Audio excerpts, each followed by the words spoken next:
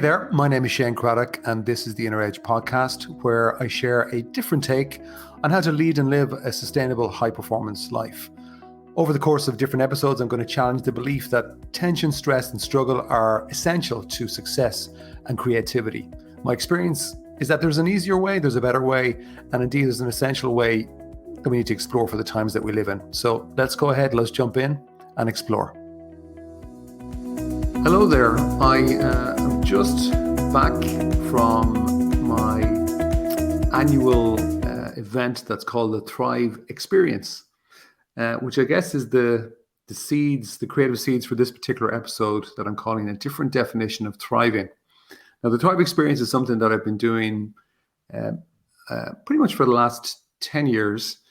And this year, probably the longest we've done, we've 3 days and 3 nights. It's for a group of like-minded leaders who are interested in, I guess, growing personally and professionally, and they're very interested in their own development and willing to go deep. We have a lot of fun. We kind of structured in a way that in the morning time, we kind of do the workshop and the work around the business and their careers and themselves. Because all growth really, if you're listening to this podcast, you'll know that my belief is that all growth really starts inside you.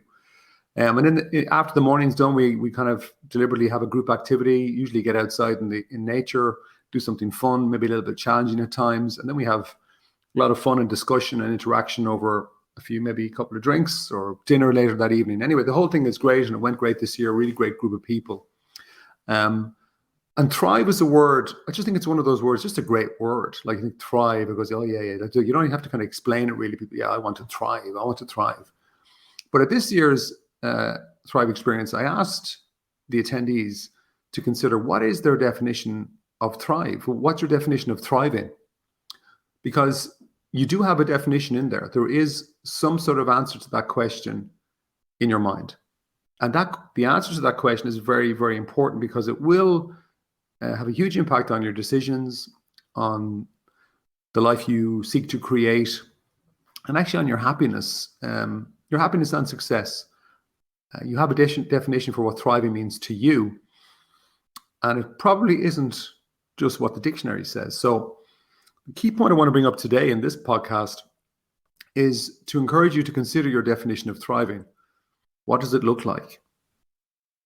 Because it will drive most of your decisions. Now, you could say on one level, maybe a link to that definition is this question, which is often used in today's world, is like, what does success look like for you? Now, for most people, if they get into it, they might tell you X, Y, and Z. I don't always believe what they tell me. I'm kind of more looking for what they're actually doing. What does their behavior show me? Now, most people, because of the way we're brought up, particularly in the Western world, and we're conditioned, success is very much based around material. Maybe the lifestyle that you have, the kind of car that you have, the house, the clothing, the job, the business, how you look. So a lot of it's to do with what you can get or have. And very often it's a case for a lot of people, well, things I want to do, it could be, well, I want to go on X amount of holidays, I want to have this type of holiday, or I want to, go to these kind of restaurants. And that's definitely where I would have started my own journey, maybe 25, 27 years ago.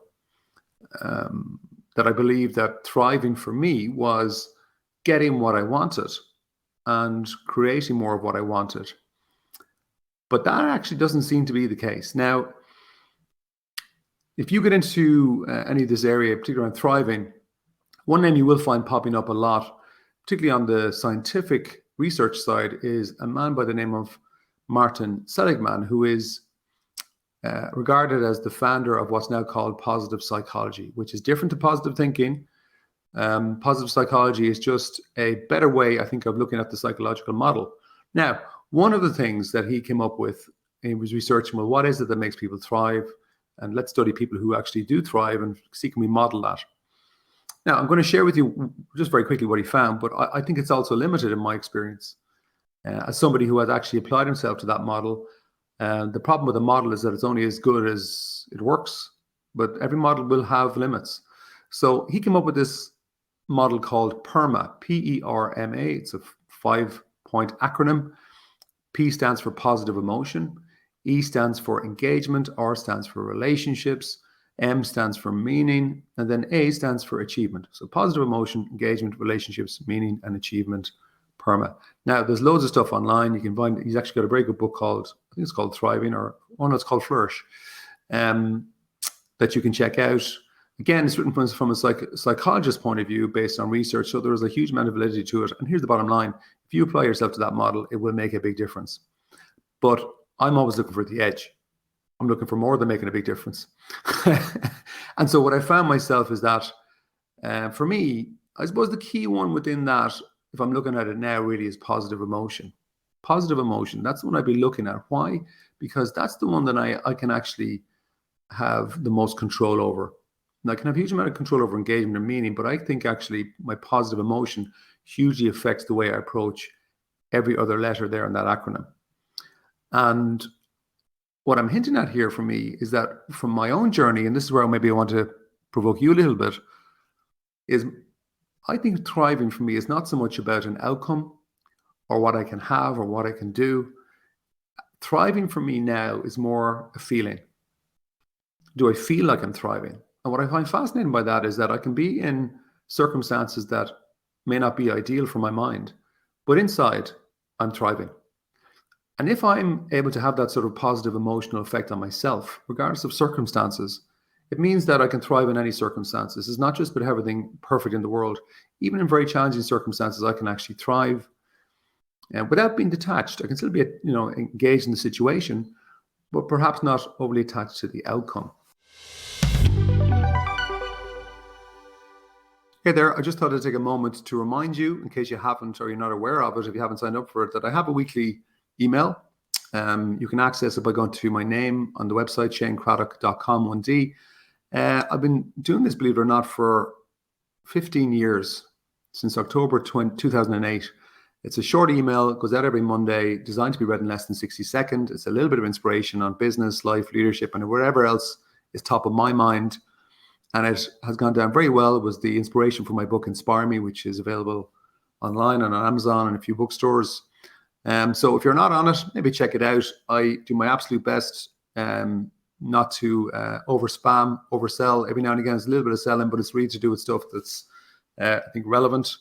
And most of it is just content that is useful for you on your journey. Anyway, it's there, www.ShaneCraddock.com, 1D. Now, I do remember very specifically working with a very wealthy entrepreneur based in the US. And on the outside, anybody looking at this would have gone, oh my God, this guy has to be the definition of thriving. So we're talking billionaire status, houses all over the world. This guy's lifestyle was about jets, helicopters, chauffeurs. He had a chef following him around. He had the top 100 billionaires or trillionaires, whatever, on his phone. He was friends with movie stars, all this kind of stuff. But would you ask me, if you asked me now, was he the definition of thriving? I would absolutely say, hands down, no way. No way. Now, so he had pretty much everything you could ever want in terms of toys.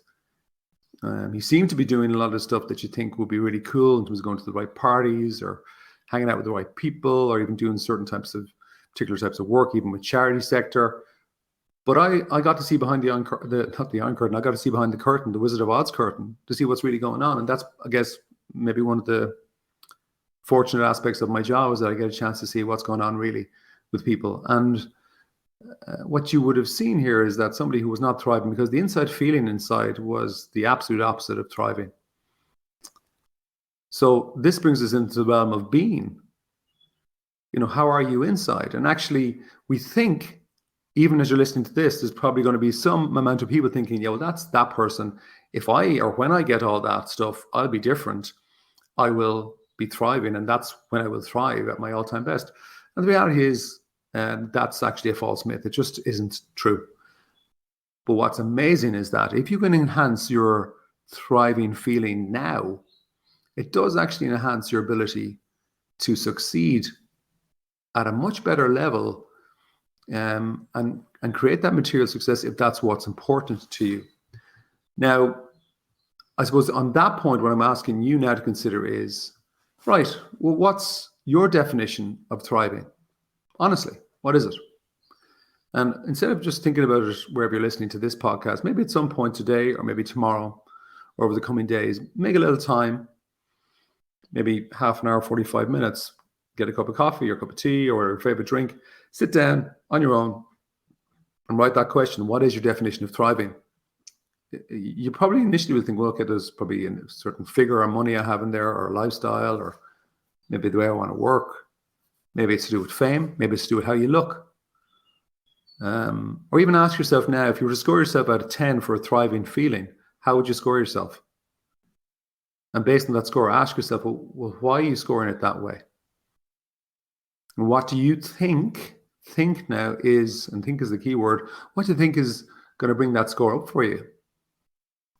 And really critically as well, what's the story you're telling yourself?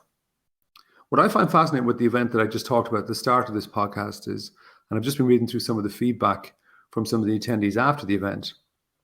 And one of the attendees shared with me, they're going through a very difficult personal time at the moment, and they were driving down to the event in the west of Ireland, and they were just told me that they actually felt terrible. Their life isn't the way that they want at the moment. There's some significant challenges.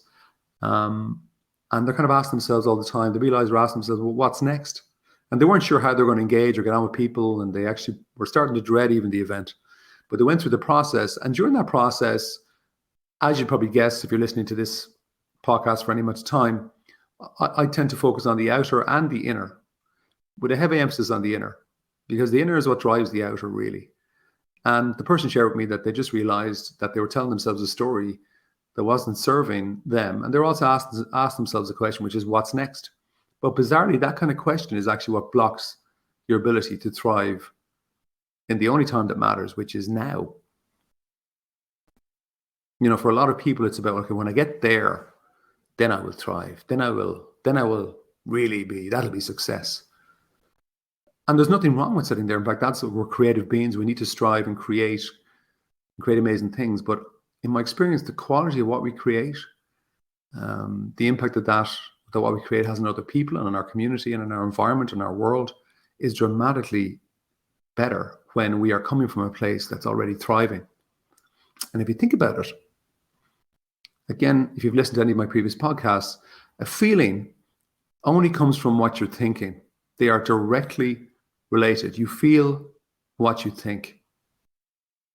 So if I'm saying to you in a weird way that, well, the thriving feeling, that's what matters now. Okay, well, that means then if I can change what I'm thinking, or change the way or where I'm coming from with my thinking, where I'm coming from is a key bit. That means I can change my ability to thrive right now.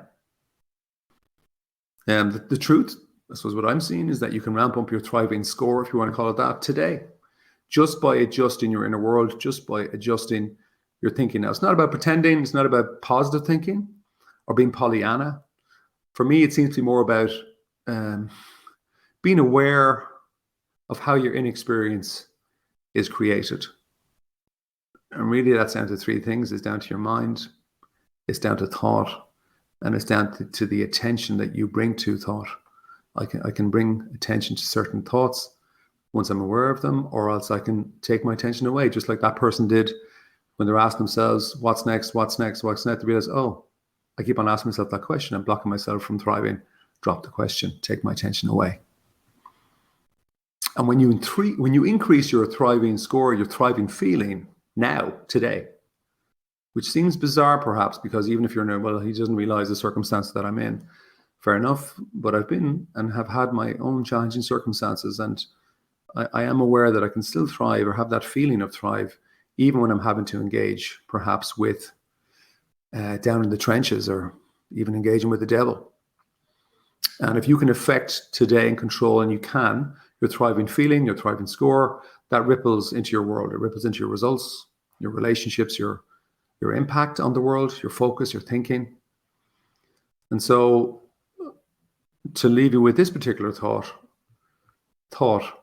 thriving is more of a feeling than an action or an outcome. And it's completely within your control. And trust me when I say you can increase your thriving score today. So that's food for thought. Ciao for now.